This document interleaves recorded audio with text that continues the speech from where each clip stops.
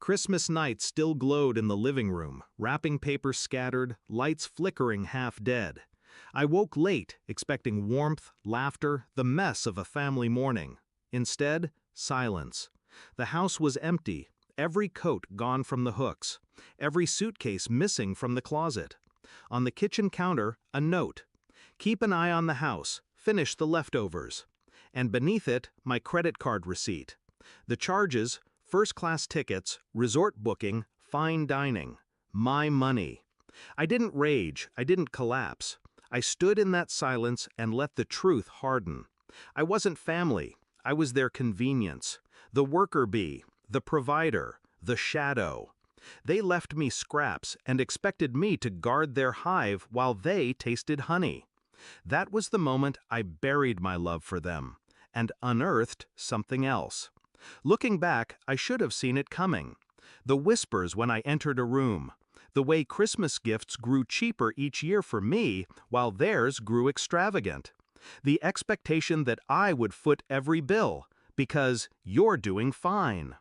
I wasn't family. I was a wallet with a pulse. And like any wallet, they thought I couldn't speak. I didn't call, I didn't chase. I planned. First, the accounts. Every dollar they thought was theirs, I redirected. Quiet transfers, silent closures. A trust fund sealed in my name alone. Second, the house. The mortgage, utilities, even the insurance, all under my signature. They never noticed. They never asked. Now I stripped them from the deeds like peeling their names off mail. Third, the welcome. I left the lights on, the tree glowing, a table set as if waiting for them. But what waited wasn't dinner. It was truth. When they returned, sunburned and laughing, their luggage thumped against the floor. The front door swung wide, and they froze, because I was sitting at the table. Empty plates before me. The note they left, framed at the center. Their smiles cracked. "Where's the food?" my brother asked. I gestured at the fridge. Empty. Not a crumb left. "I finished the leftovers," I said. My wife's hand tightened around her purse. Her mother's voice cut sharp. "What have you done?" I slid a stack of papers across the table. Bank statements, property transfers, legal filings.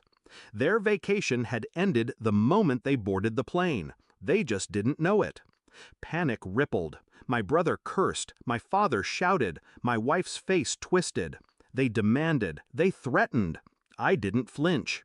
"Everything you built with my money is gone," I said. "The cards, the accounts, even this house." I let the silence weigh.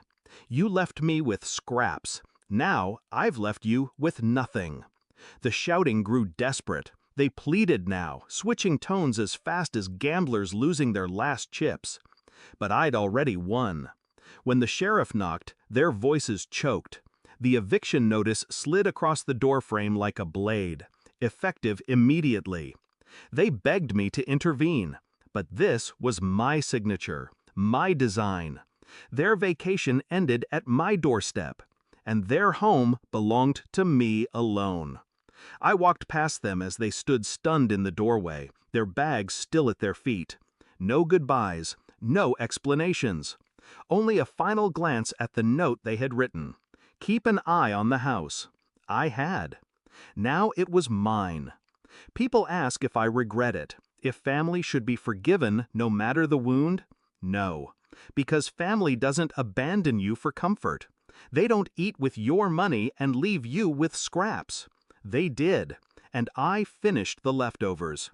Now I dine alone, but at my own table, on my own terms. And when I lock the door at night, I sleep knowing one truth: they'll never mistake me for the wallet in the room again.